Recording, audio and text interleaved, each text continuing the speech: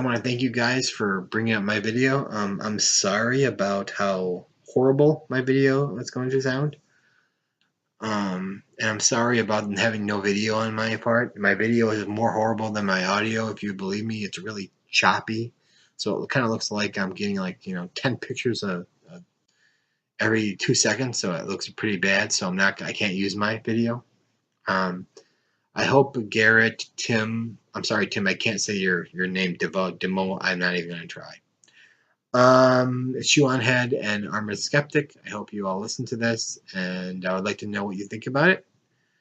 If you want to talk to me or anything, please contact me through either YouTube or I have a Facebook email or Facebook name, Jim Killam. I am in Harvard, Illinois, and my picture is actually a Millennium Falcon. So you'll know, and I think it could be Bad Boys on my top of my screen. It was Batman, but anyway, just so you know, nice talking to you, and thanks. And if you're watching this, thank you. Anti-SJW then. All right. So one of the things I've noticed about the anti-SJW community group is that they seem to get hung up a lot on what things are called and what feminists choose to call things, and the social sciences tend to choose to call things in shorthand, like the rape culture, for example. But really, it's just a real in-group term that's not meant to be used sort of in the way that it's become to be. All these terms have come to be used, in a sort of mainstream, non-academic sense. Okay. There are good reasons why people get hung up on what things are called. One is if the argument is using cult-like mind manipulation techniques. The other is if the group is using demonstrable arguing techniques or games to try to get an argument to say or to get people to say yes. Using the term rape culture is an abusive word within the argument. It's not abusive if you're not arguing about it, but if you are arguing about it, it's an abusive way to argue. Now, if this label was correct, it would not be abusive, but descriptive. But talking like this is cultist-like speech that is meant to change minds without the real discussion taking place.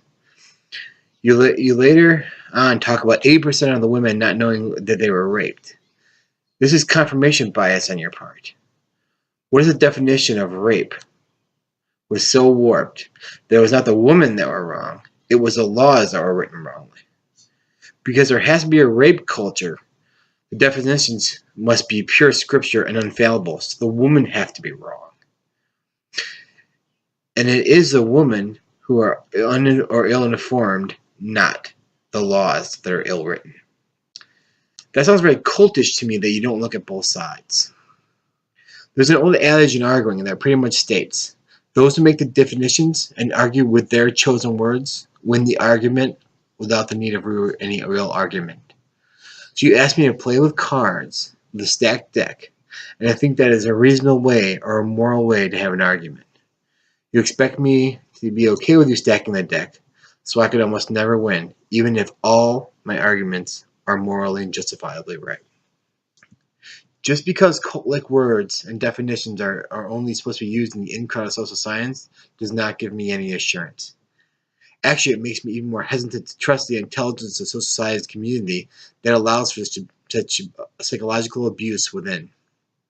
These people are supposed to be intelligent enough to know these words, force the truth of an argument without any real argument taking place. This means within the social sciences, arguments can win just because they use psychological cult-like tactics. The social science ideas coming out of academia makes much more sense to me now. Being abusive in an argument is a lot more dangerous than being abusive to an individual, because abuse in the argument can change culture and laws. And these laws based upon abusive arguments, I believe, can and will become abusive themselves.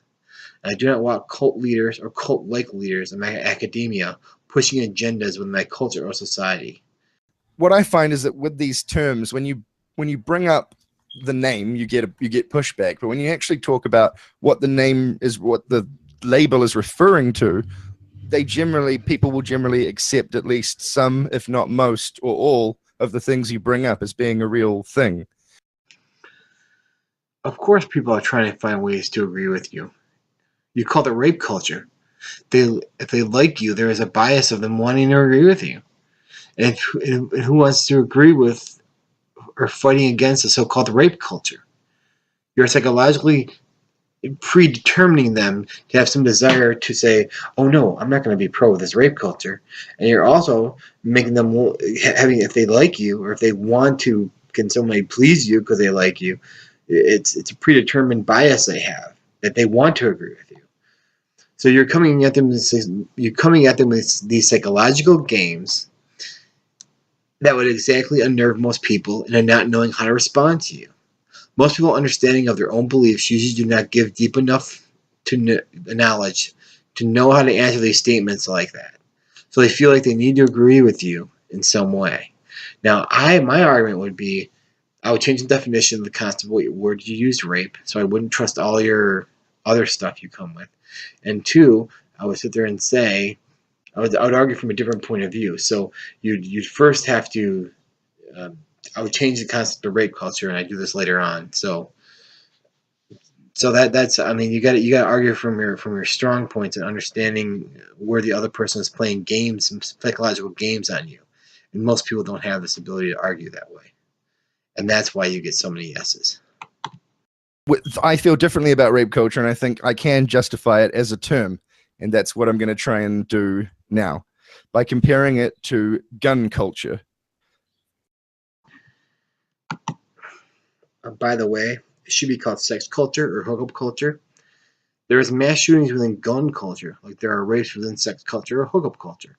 But social scientists picked rape culture to be more like purposefully, and that, like I said, is very disturbing to me and very weird. Like, would you abuse your own colleagues that way? Would you pick that so other people would have to agree with you, so you could push your agenda?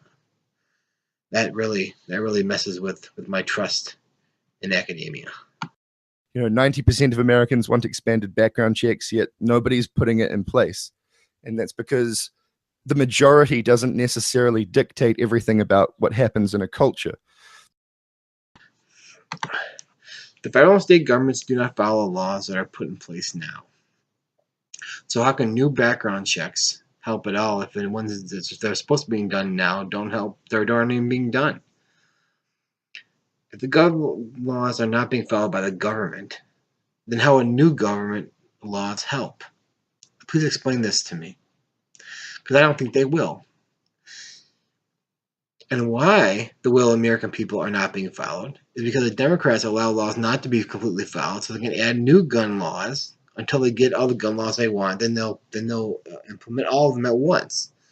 And the Republicans want gun laws as lax as possible, so both are not exercised to do anything about the gun laws not being followed or not being followed as they are now on the governmental level.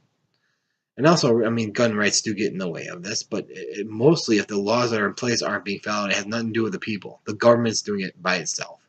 So first you have to ask the government why it's not doing what it's supposed to do first. And then we can talk about new gun laws being put in place. No, rape is bad, and most people want less rape because that's not what it takes to change it. That doesn't actually matter at all. It's whether the steps are actually being taken place, and if they're not, why they're not. And that's what it's all about, why they're not. First, having an honest definition of rape that makes common sense. Next is finding out the real rape stats, and from there. Next, finding out the prevalence of rape and how much wealth we are willing to spend on prevention and knowledge. Because really, prevalence is a big part of how much energy we put into it. Certain types of rape to be extremely serious, violent crimes, like most people would consider rape. Because I do not consider what you consider rape to be rape, when women did not even consider it to be rape until you used it in mind manipulation techniques. Why am I supposed to give up without argument when you are using such horrible techniques and not really saying, wait, maybe the definition should change. Maybe we should change a lot of these definitions and arguments. Because women, with some common sense, said, that's not what I think rape is. I want to thank you guys for listening to this, anyone who's listening, but especially Tim, Sean, Head, Armor, Skeptic, and Garret. I want to have an open and honest dialogue with this. It's very interesting that you guys are talking about this kind of stuff, and I think conservatism has gotten a bad viewpoint or a bad argument because most conservatives really can't argue their positions properly. They don't start from a logic tree root, so their tree looks very dead and destroyed. And that's kind of why I start from the root and the logic of the root and of truth. And that way, at least the truth that I believe in. And that way it makes sense to me. And I hope it makes sense to you. And I hope you go on to the next video if there's one after this.